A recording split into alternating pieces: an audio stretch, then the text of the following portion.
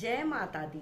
मैं हूँ हेमा भारती और आप देख रहे हैं मेरा चैनल माँ हेमा चैनल। तो फ्रेंड्स, एक और नए वीडियो में बहुत बहुत स्वागत है आप सबका। उम्मीद करती हूँ कि आप सब स्वस्थ होंगे, मस्त होंगे और जहाँ कहीं भी होंगे बहुत खुश होंगे। और हमेशा की तरह मैं भी माता रानी की कृपा से बहुत खुश हूँ। तो चलिए फ्रेंड्स, इस वीडियो में कंटिन्यू रखते हैं। जो पहले वीडियो आया था उसी को मैं आगे लेकर के चलती हूँ और इस वीडियो में जानती हूँ कि पिछले वीडियो में आप जाने थे कि राधा रानी कौन थी और उनका रहस्य। इस वीडियो में जानेंगे कि राधा रानी का क्या महिमा है और साथ में उनका और सूर्य देव का क्या संबंध है। तो चलिए, ये सारी जानकारी आपको मिल जाएगी इस वीडियो में। अगर आपको मेरा वीडियो अच्छा लगे तो लाइक शेयर कमेंट कर दीजिएगा। मेरे चैनल में नए हैं तो चैनल को सब्सक्राइब कर दीजिएगा, बेल आइकन प्रेस कर दीजिएगा ताकि मेरे वीडियो के नए नोटिफिकेशन सबसे पहले आप तक पहुंचे। आप भी मेरे जैसे ही माता रानी के भक्त हैं तो मेरे कमेंट बॉक्स में जय माता दी लिखना ना भूलें। और चलिए अब शुरू करते हैं सूर्य देव और राधा रानी की महिमा और उनका संबंध।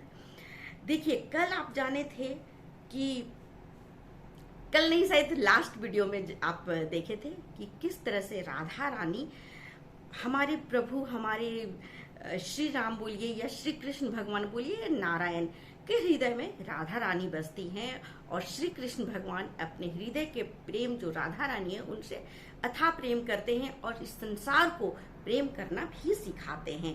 और ये भी आप साथ में जाने कि राधा रानी कितनी सुंदर है, कितनी सुकोमल है, बहुत ज्यादा सुंदर, बहुत ज्यादा ही वो सुकोमल है। तो चलिए जानते हैं उनका जन्म से लेकर के सूर्य देव का संबंध तक। जब एक बार श्री कृष्ण भगवान जी मोहिनी रूप में अवतार लिए थे, तो जब श्री कृष्ण भगवान जी मोहिनी रूप में अवतार लिए थे ना, तो जितने संसार में जितने लोग हैं, हर जगह देव देवी, हर कोई, जितने भी देवता गण हैं, सब के सब उस नारायण के मोहिनी रूप में मोहित हो गए थे। हर कोई उन्हें मतलब देखा तो देखते ही रह गया। इतने खूबसूरत, इतने सुंदर, मतलब उनका देखने लायक था उनका रूप उस वक्त कि इतने, मतलब जो भी उन्हें देख लेता था बस मोहित हो जाता था, मोह लेते थे सबके चित्त को। और इस तरह से उनका नाम ही पड़ गया था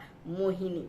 तो मोहिनी जब अवतार लिए थे तो एक एक को वो जीत लिए थे। हर कोई उन्हें अपने, मतलब हर कोई उनको अपना बना लेना चाहता था, चाहे जो देवी हो, देवताओं, कोई भी, हर कोई उन्हें अपना बना लेना चाहता था। बस हर देवी देवता, हर मनुष्य, हर कोई उन्हें अपना बनाता था और जो उन्हें एक बार देख लेता था बस उनके ही होके रह जाता था।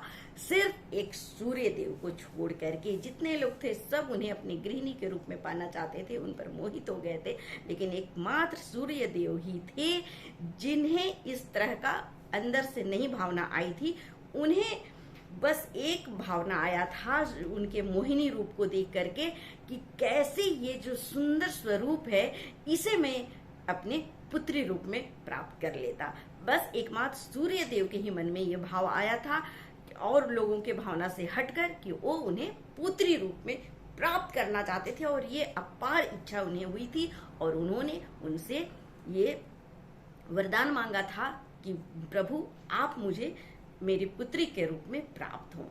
तो इसके लिए फिर, क्योंकि देखिए हर कोई पुत्र सूर्य देव से, सभी जानते कि सूर्य देव से हर कोई अपने पुत्र का कामना करता है, पुत्री का कोई नहीं करता है। हर कोई चाहता है कि मुझे, सूर्य देव प्रार्थना करता है कि मुझे एक बढ़िया सा सुंदर सा पुत्र हो जाए, पर पुत्री जल्दी कोई नहीं मांगता है। लेकिन सूर्य देव खुद अपने लिए एक पुत्री मांगे अपने परमात्मा, हमारे भगवान प्रभु से, नारायण से, कि आप पुत्री रूप में हमारे यहाँ आइए, आप विराजिए मेरे घर में, मेरे यहाँ जन्म लीजिए।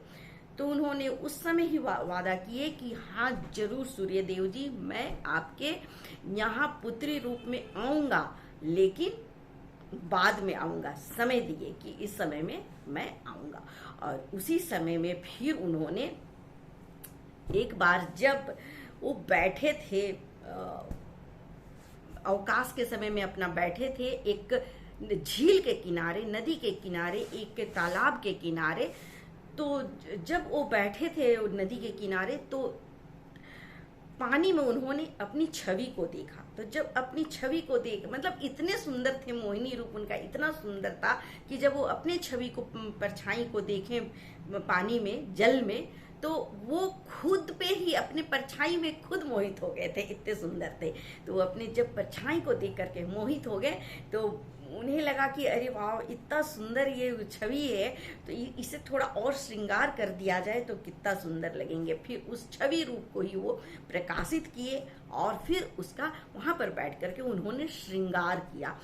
जिस वक्त वो श्रृंगार कर रहे थे तो एक एक चीज को बड़े ही प्यार से पहना रहे थे, उस छवि को, उस मोहिनी रूप को। वस्त्र पहना रहे थे, महावर लगा रहे थे, टीका लगा रहे थे, हार पहना रहे थे, मतलब 16 श्रृंगार पूरा उस छवि में करते हैं। बहुत सुंदर रूप निखर के आता है। गजरा लगा रहे थे बालों में, चुनरी ओढ़ा रहे थे। तो इस तरह से पूरा मतलब कंगन चूड़ी पहना रहे थे, पायल बिछिया पहनाए, हर कुछ 16 श्रृंगार उस छवि को किए। और जब उस छवि में पूरा 16 श्रृंगार पूर्ण हो गया तो इतना सुंदर खिल करके उनका मोहिनी रूप आया, इतना सुंदर हुआ, इतना सुंदर कि वो खुद देखते रह गए। और फिर देखे कि प्रभु का तो श्याम रंग था, तो श्याम रंग में वो छवि जो है वो खिल रहा था। फिर वो सोचे नहीं, इसे मैं अपने रंग में नहीं, इसे थोड़ा गौर रंग में मैं रंग देता हूँ, तो देखता हूँ कि कैसा दिखती हैं। फिर उन्होंने अपने ही छवि को अपने रंग से अलग गौर रंग में उन्हें प्रकाशित किया। जब जैसे ही उस छवि में गौर रंग आया, गोरा रंग आया, तो जैसे खुद ब खुद जब श्री कृष्ण भगवान जी उस छवि को देखते हैं, जैसे ही गोरा रंग आता है, गौर रंग से प्रकाशित होता है वो छवि, तो इतना सुंदर जैसे लाखों करोड़ों ब्रह्मांड के जो सितारे हैं, चंद्र है, वो सारे एक साथ उस छवि में जैसे कि पूरा छा गया था। और वो श्री कृष्ण भगवान उन्हें उस छवि को देख नहीं पा रहे थे, वो खुद अपने ही रूप को देख नहीं पा रहे थे कि इतना वो कांति में इतना सुशोभित हो रहा था वो छवि। गौर रंग आने पर एक तो पूरा श्रृंगार, एक तो उनका मोहिनी रूप, उनका वो छवि, और उसमें 16 श्रृंगार और साथ में गौर रंग, मतलब ऐसा खिल के चेहरा आया, इतना सुंदर कि खुद प्रभु परमात्मा जो है अपने आत्मा स्वरूप जो छवि है उसे देख नहीं पा रहे थे। उन्हें चकाचौंध हो गया था उस समय देखते वक्त। और इस तरह से वो एक स्त्री रूप में अपने ही आत्मा को प्रकाशित करते हैं। और फिर यही जो है जा करके जब सूर्य भगवान अगला जन्म में उनका भी अवतार होता है एक वृषभानु के रूप में, और उनके घर में फिर ये जो छवि आई थी इनका ही जन्म होता है। सूर्य भगवान के यहाँ वृषभानु के अवतार में जब वो आए थे वहां पर उनका इस छवि का वो, क्योंकि वो खुद तो आ नहीं सकते थे इसलिए भी उन्होंने अपने छवि को वहां पर भेजा, क्योंकि वो पुत्र रूप में कैसे आते, उन्होंने तो पुत्री का कामना किया था। तो ये उन्होंने खुद से एक छवि बनाया और उसे स्त्री रूप में ला करके और फिर वृषभानु के घर में उन्हें भेजा। तो जब राधा रानी का जन्म होता है, देखिए जब श्री कृष्ण भगवान का द्वापर युग में देवकी और वसुदेव के यहाँ जन्म हुआ और यशोदा मैया और नंद बाबा के यहाँ जब वो आए, ठीक उसके 15 दिन पहले राधा रानी का जन्म हो चुका था वृषभानु के यहाँ। और जब उनका जन्म हुआ था तो कमल में मिली थी वृषभानु जी को, उन्हें कमल में मिली थी, क्योंकि वो तो लक्ष्मी मैया है तो कमल में ही रहेंगी। तो कमल में उनका जन्म हुआ था, कमल के फूल में उन्होंने पाया था। और जब देखा था कि इतनी अति सुंदर सुकुमारी, सुंदर सुकोमल, इतनी सुंदर, तो वृषभानु जी देखते रह गए थे। और तब फिर उन्हें पता चला था कि ये हमारे प्रभु ही हैं जो पुत्री रूप में हमारे यहाँ आए हैं। और फिर उन्होंने वहां से उठा करके अपने घर में उनका पालन पोषण करने लगे। लेकिन राधा रानी बहुत दिनों तक, मतलब इतना आनंद मनाया गया राधा रानी के, जो आप लोग जानते हैं कि श्री कृष्ण भगवान के जैसे ही आए थे तो पूरे गोकुल में धूमधाम से पूरा आनंद मनाया गया था, उत्सव मनाया गया था। उससे भी कई गुना ज्यादा जब राधा रानी का जन्म हुआ था तो उत्सव मनाया गया था बहुत ज्यादा। बरसाना में उनका जन्म हुआ था, बहुत धूमधाम से, मतलब अति ज्यादा अति सुंदर उत्सव मनाया गया था। और लेकिन एक बड़ा कष्ट था वृषभानु जी को और कीर्ति मैया को कि उनकी पुत्री जो है वो नैना ही नहीं खुलती थी, उनके नैन ही नहीं खुल रहे थे, उनके आंखें ही नहीं खुल रही थी, लोचन ही नहीं खुल रहा था। तो बड़ा परेशानी था कि अरे ये पुत्री मेरी इतनी सुंदर, इतनी, और ये देख क्यों नहीं रही है, देखती क्यों नहीं है। फिर जब नारद जी आए तो उन्होंने सारी बातें बताए कि पुत्र का जन्म जहाँ हो चुका है यशोदा और नंद के यहाँ, जो श्री कृष्ण है उन्हें लेकर के आइए, तब शायद आपकी पुत्री राधा रानी का आंखें खुलेगी। ये बात नारद जी कहे और तब फिर श्री कृष्ण भगवान को लेकर के नंद बाबा और यशोदा मैया लेकर के आती हैं।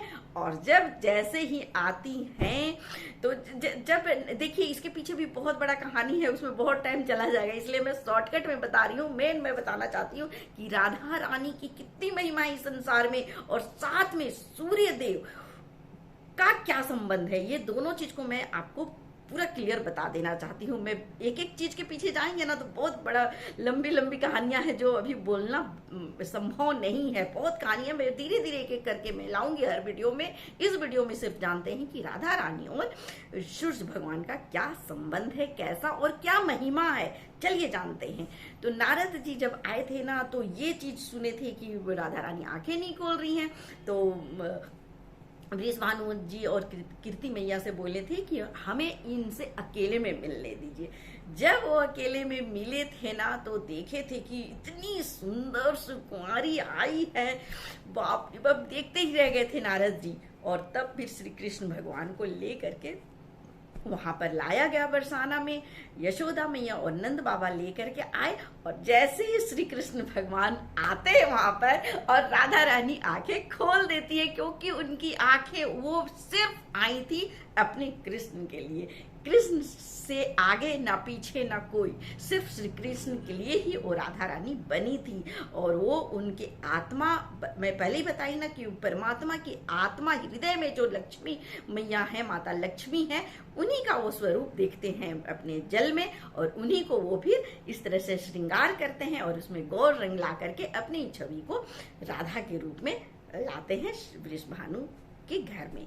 तो जब आते हैं तो इस तरह से राधा रानी की आंखें खुल जाती हैं और उसी समय से दोनों का प्रेम जो एक दूसरे के लिए बने थे, दोनों का प्रेम पूरे गोकुल, बरसाना और वृंदावन में छा जाता है। तो ये था कहानी कृष्ण भगवान और राधा रानी का। अब देखिए मैं ये महिमा बताना चाहती थी कि राधा रानी, आप जान गए कि हमारे जो संसार को बनाने वाले हैं, रचयिता हैं, वो शिव बाबा ही हैं, माँ पार्वती हैं, और उनका स्वरूप को जो पूजा करता है, जो उनका स्वरूप है, वो है विष्णु और माता लक्ष्मी के रूप में। और माता लक्ष्मी और श्री हरि विष्णु जब अवतार लेते हैं श्री कृष्ण रूप में और राधा रानी के रूप में जब आते हैं वे वृंदावन में द्वापर युग में, तो उनका जो प्रेम है और जो उन्होंने अर्जुन को जब उपदेश देते हैं गीता में, उस समय उन्होंने क्लियर कर दिया था कि जो मेरे पूरे संसार में हर जगह अर्जुन जहां भी देख रहे हो, जब उन्होंने अपना पूरा अवतार दिखाया था अर्जुन को, पहले तो उनके साथ वो मित्र रूप में रहते थे ना, तो अर्जुन को पता ही नहीं चलता था कि ये तो स्वयं भगवान है जो संसार को रचा है, उन्हें पता ही नहीं था, वो तो मित्र समझते थे और मित्र के भांति वो चलते थे। लेकिन जब उन्होंने युद्ध के समय हट कर दिए कि नहीं, ये तो मेरे पिताश्री हैं, ये तो मेरे दादाश्री हैं, ये तो मेरे माताश्री हैं, मैं इन्हें कैसे मारूं, मैं कैसे युद्ध करूं, उस वक्त उन्होंने ज्ञान दिया था अर्जुन को कि मारो अर्जुन, जो भी अधर्म के रास्ते आता है उसे मारो। वहां पर रिश्ता नहीं देखा जाता है, सिर्फ धर्म, क्योंकि महाभारत और गीता में यही बताया गया है कि धर्म ही बस सर्वश्रेष्ठ है, उससे बढ़कर कुछ नहीं। धर्म को ही हमें सर्व ऊपर रखना है, सबसे ऊपर धर्म को रखना है। जहां भी गलत हो रहा है, जहां भी असत्य है, जहां भी अधर्म है, उसका हमें विरोध करना है, चाहे उसके लिए हमें किसी को भी मारना पड़े। यही ज्ञान देते हैं श्री कृष्ण भगवान जी गीता में अर्जुन अपने मित्र को। और तब भी वो विश्वास नहीं करते हैं, बोलते हैं नहीं कृष्ण, ये ऐसा कैसे हो सकता है, मैं अपने पिताश्री को कैसे मार, मैं अपने दादाश्री को कैसे मार दूं, मैं अपने मतलब वो हट कर देते हैं कि नहीं, मैं नहीं मार सकता, ये तो मेरा ये है, फलना है, हर चीज का मतलब वो रिश्ता बताते हैं और बोलते हैं मैं नहीं मार सकता हूँ।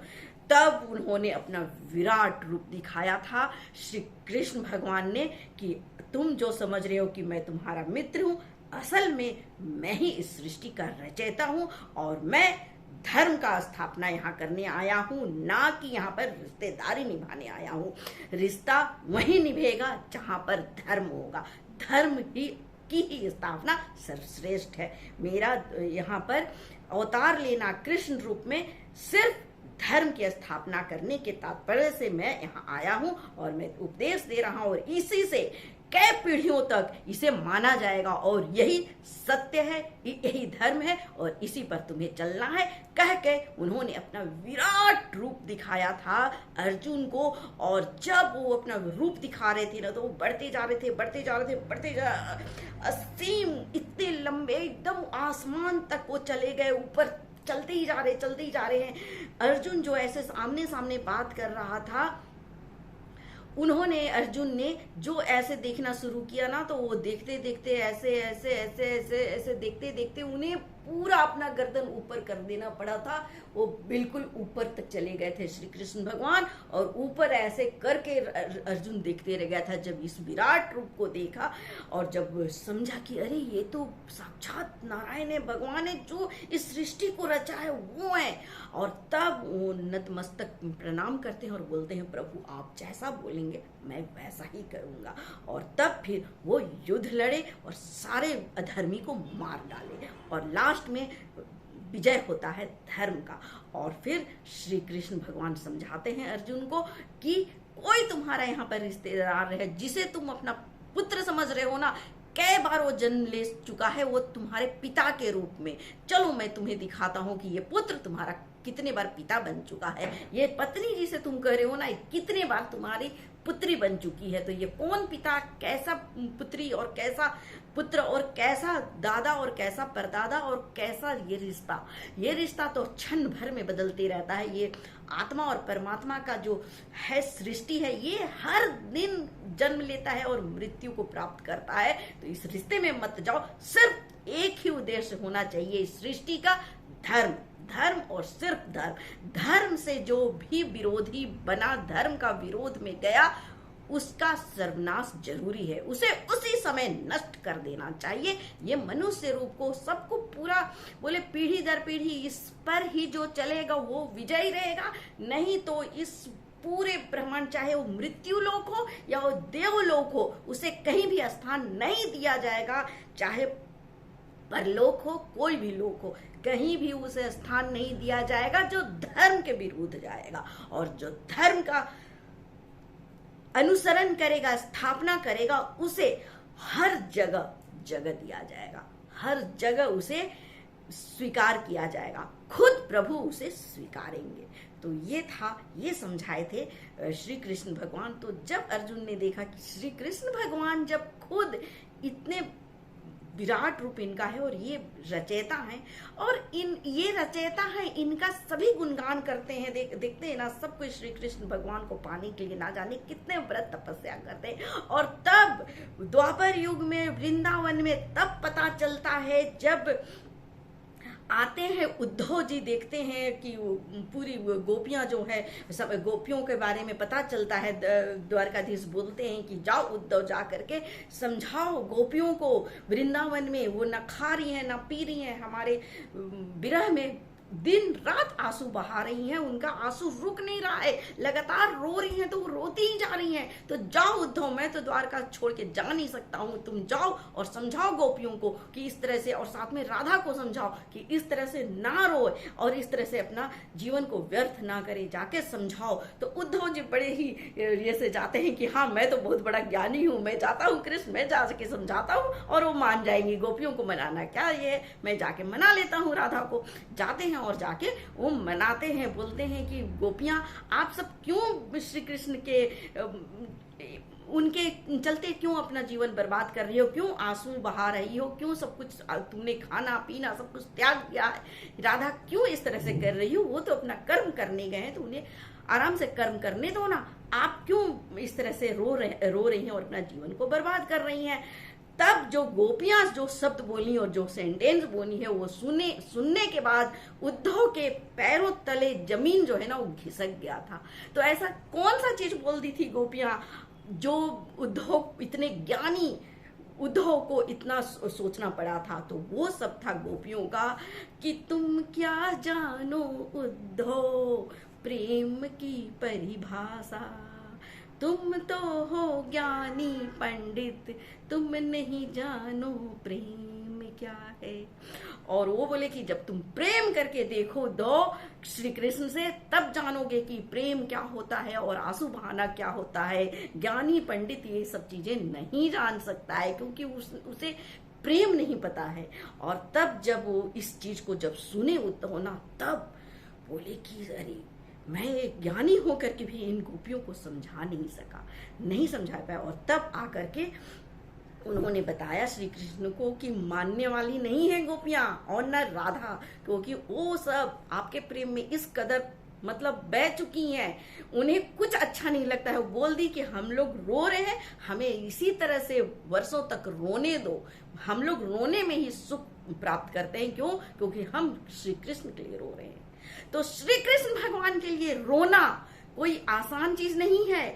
आप अगर श्री कृष्ण भगवान के लिए रोएंगे ना, तो वो अमर हो जाएंगे, वो फिर कभी मिट नहीं सकता है, उसे कोई मिटा नहीं सकता है। अगर ये आंसू को मैं इस वीडियो के माध्यम से आपको ये भी बताना चाह रही हूँ कि अगर रोना है तो आप क्यों किसी के लिए रो रहे हैं? रिश्तेदार के लिए, कोई अपनी पत्नी के लिए, कोई पति के लिए, माँ के लिए, बाप के लिए, पुत्र के लिए, ना जाने पैसा के लिए, किस चीज के लिए, मित्र के लिए रो रहे हैं।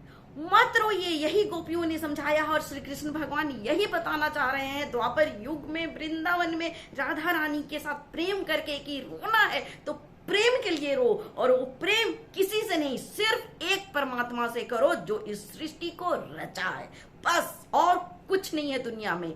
उनके लिए रोना है तो वो आंसू निकालो उस राधा रानी के लिए, उस श्री कृष्ण भगवान के लिए। और गोपियां ये शिक्षा देती हैं कि रो करके देखो कितना सुकून मिलता है, अपने कृष्ण के लिए रो के देखो, इतना आनंद आता है ना इस रोने में, इस अश्रु को निकालने में आनंद का अनुभव होता है। उद्धव तो जाओ अपने श्री कृष्ण को कह दो कि वो क्या जाने प्रेम करना, प्रेम क्या होता है वो तो राधा रानी बताएंगी और गोपियां ही बता दी कि प्रेम क्या है। आजकल के डेट में, आज आधुनिक युग में, मॉडर्न युग में तो ये प्रेम का परिभाषा ही उल्टा से पुल्टा हो गया है। प्रेम का मतलब बस रह गया है कि किसी को उल्लू बनाओ और उससे मतलब निकालो, यही मतलब रह गया है ना। प्रेम जहां बोलेंगे प्रेम शब्द ना, तो कुछ और ही अलग ही उनका दिमाग चलने लगता है। तो नहीं जानते हैं क्योंकि ये अज्ञानी है, इसीलिए इन्हें माफ कर दो, इन्हें पता ही नहीं है, वो अज्ञानी है। समझता तो है कि बहुत पढ़ लिख गए, अरे बाप रे क्या क्या डिग्री आजकल ले रहे हैं बच्चे, है ना, BA MA MBA, पता नहीं कैसे कैसे डिग्री, लेकिन जो असल में ज्ञान है वो तो पता ही नहीं है, वही नहीं है। अंधकार में लोग हैं, अभी प्रकाशित नहीं हुआ है उनका ज्ञान, तो इसलिए ये सब कुछ है। तो इसे वो समझा करके गए हैं श्री कृष्ण भगवान जी राधा और कृष्ण के प्रेम को बता करके, लेकिन इसे दुनिया समझने को तैयार ही नहीं। इसलिए मुझे इस तरह का वीडियो बनाना पड़ता है कि समझिए, जानिए, काश आप लोग थोड़ा समझ पाते। तो चलिए, अपनी अपनी मर्जी है, कोई बात नहीं, लेकिन मुझे जितना ज्ञान था, मुझे राधा रानी ने, मुझे माता रानी ने जो मेरे जिह्वा में बैठ करके बताने के लिए बोली, मैं बता दी हूँ। और इस तरह से जब राधा रानी उस परमात्मा के हृदय की राधा रानी है, पूरे गोपी हर कोई कृष्ण भगवान से मिलने जाता था और पागल था उनके प्रेम में, लेकिन एकमात्र प्रभु हमारे परमात्मा, हमारे कृष्ण भगवान, वो राधा रानी के पास जाते थे, उनके बिना वो नहीं रह पाते थे, राधा रानी से प्रेम करने जाते थे। श्री कृष्ण भगवान, पूरा दुनिया कृष्ण के पीछे और कृष्ण राधा रानी के पीछे। तो सोचिए राधा रानी की का कितना महिमा है। अगर आप राधा रानी को पहचान लिए ना, तो समझ जाइए आप दुनिया को, जग को जीत गए। अब मैं एक और महिमा बता रही हूँ कि ये तो हो गया राधा रानी की महिमा। अब देखे ना कि किस तरह से सूर्य देव के घर में वृषभानु के रूप में जब अवतार लिए तो उनके घर में पुत्री रूप में आई। तो सोचिए कि जो श्री कृष्ण भगवान के तो माता पिता चार थे, माता पिता देवकी, वासुदेव, यशोदा और नंद बाबा, ये तो महान है ही क्योंकि ये हमारे प्रभु के माता पिता हैं। लेकिन जो प्रभु से भी जो प्रभु जिनके चरण के दास है वो है राधा रानी, और उनके माता पिता वृषभान जी और कीर्ति महारानी। सोचिए कितनी महान है, कितनी महानता है उनकी। तो इस तरह से समझिए कि सूर्य देव कितने महान है। ये इन्हीं सूर्य देव से ना सृष्टि चल रहा है, इन्हीं से अंधकार है, इन्हीं से प्रकाश है, इन्हीं से सुबह है, इन्हीं से शाम है, इसी से दिन है, इन्हीं से रात है, इन्हीं से पूरा जगत रोशनी होता है। तो सूर्य देव की महिमा से बढ़ के कुछ भी दुनिया में नहीं है, सर्वश्रेष्ठ सूर्य देव हैं, क्योंकि सूर्य देव की पुत्री हमारी राधा रानी है और राधा रानी गोरे चरण अरविंद के दास हैं हमारे परमात्मा श्री कृष्ण भगवान। तो उम्मीद करती हूँ फ्रेंड कि ये वीडियो आपको बहुत अच्छे से समझ में आ गया होगा। भले ये वीडियो को आप लोग देखें ना देखें, लेकिन मेरा काम था बना देना वीडियो, और आज नहीं तो कल ये जरूर प्रकाशित होगा और आप तक पहुंचेगा। और आप सबको तब अफसोस होगा कि मैंने उस समय क्यों कमेंट नहीं किया, क्यों लाइक नहीं किया, और तब आप पछताएंगे। तो पछताना छोड़िए और आज इस वीडियो को देखें और सारी बातें जान लें। और चलिए फ्रेंड्स, इसी के साथ इस वीडियो को अंत करते हैं। अगले वीडियो में नए विषय के साथ फिर मिलते हैं। तब तक के लिए मुझे आज्ञा दे दीजिए। जय माता दी।